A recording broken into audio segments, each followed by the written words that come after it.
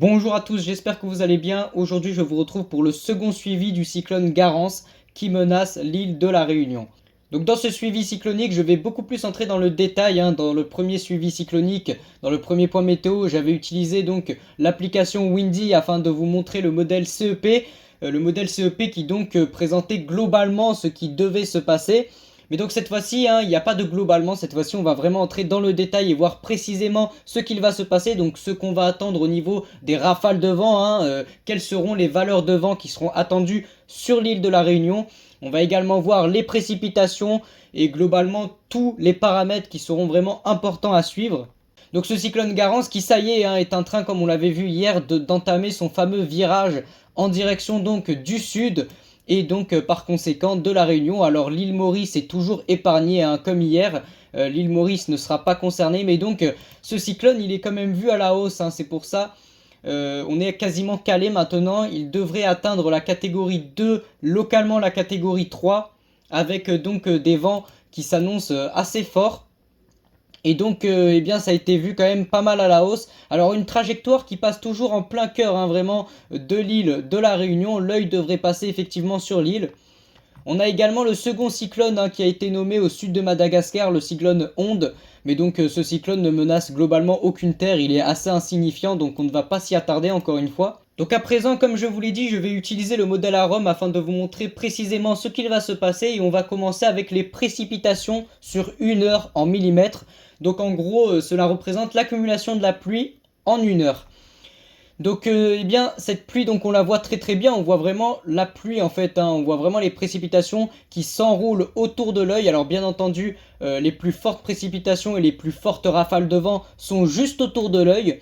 Et donc en 1 heure, le maximum normalement de précipitations qu'il devrait y avoir, ce serait 100 mm. Donc alors 100 mm en montagne, je précise.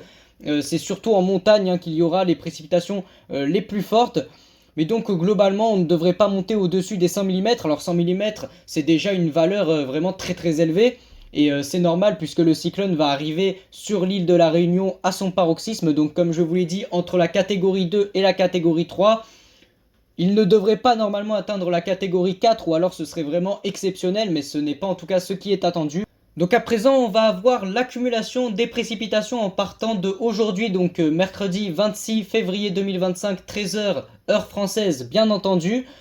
Et donc eh bien on le voit très très bien arriver finalement, on peut même d'ailleurs dézoomer afin de voir vraiment exactement d'où il arrive. Donc on a les deux cyclones vraiment qui apparaissent très très bien sur cette image.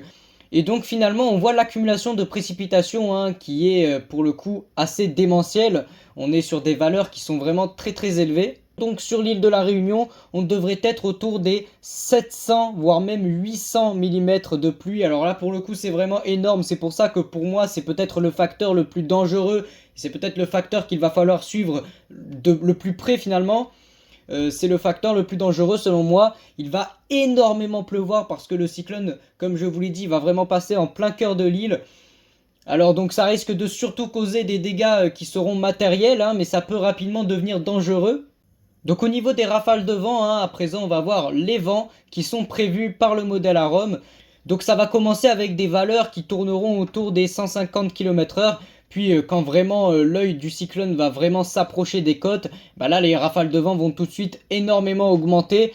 On devrait être sur du 180 voire même 190 km/h généralisé sur l'entièreté de l'île. Donc que ce soit en montagne ou donc en plaine. Les rafales dans tous les cas devraient dépasser les 150 km/h.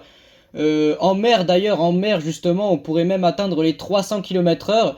Donc ça correspondrait à peu près à un cyclone, vraiment un bon cyclone de catégorie 3 pour le coup, presque 4, même si ça m'étonnerait qu'il atteigne la catégorie 4. Mais ne sait-on jamais, il y a quelques mois, le cyclone Chido nous avait énormément étonné. Il était prévu de catégorie 3 à la base et il avait frôlé la catégorie 5 au final. Donc on n'est pas à l'abri effectivement d'une explosion de l'intensité de ce cyclone. Qui en plus est en train de se développer dans un milieu qui lui est assez favorable avec des températures en mer qui tournent autour des 30 degrés. Donc une température en mer qui est quand même assez chaude. Et donc après avoir frappé l'île, donc il va commencer globalement jeudi 27 février à 17h. Et donc il devrait se terminer, en tout cas le cyclone devrait avoir fini son passage sur l'île de la Réunion le vendredi 28 février à 6 heures.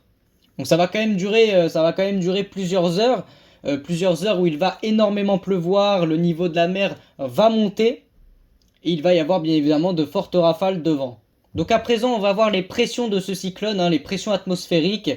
Donc au plus bas, les pressions devraient chuter jusqu'à 955 hectopascales. Donc ce qui, encore une fois, correspond à peu près à un cyclone de catégorie 3. Et donc, eh bien, il devrait garder un creusement assez fort, vraiment. Si je devais faire une fourchette, la fourchette, elle serait entre 955 et 965 hectopascales au moment où il frappera l'île de la Réunion.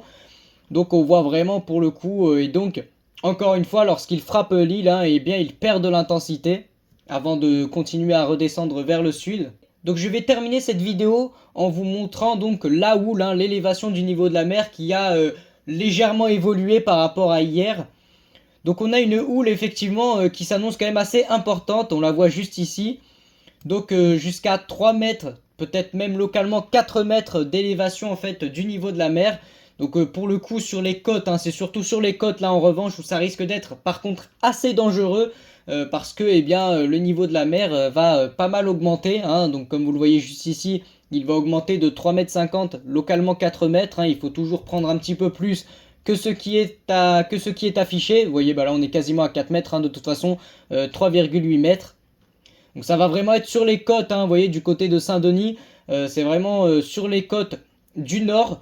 Au sud, il ne devrait pas y avoir une trop grande élévation du niveau de la mer. Et donc au niveau des vagues également, les vagues sur les côtes, et bien là encore une fois, vous voyez, on a des vagues qui vont être assez élevées, donc jusqu'à 8 mètres localement, donc globalement entre 7 et 8 mètres pour les vagues au moment où le cyclone va passer. Donc ça encore une fois sur les côtes, ça risque d'engendrer quelques dégâts matériels. Et donc il va finalement mourir en fait en redescendant vers le sud. Et le second cyclone, le cyclone donc, le cyclone Onde, eh bien lui par contre ne devrait pas être plus dangereux que cela. Voilà, donc on arrive au terme de ce suivi cyclonique. Je vais donc arrêter cette vidéo avec cette animation satellite du cyclone qui est assez impressionnante. On voit d'ailleurs qu'il est quasiment déjà sur la Réunion. J'espère vraiment vous avoir du mieux que je pouvais expliquer la situation et ce qu'il devrait se passer. Pour le coup, je ne peux pas plus donner de détails. Là, pour le coup, j'ai vraiment énoncé absolument tous les paramètres qui sont importants à vérifier et à suivre.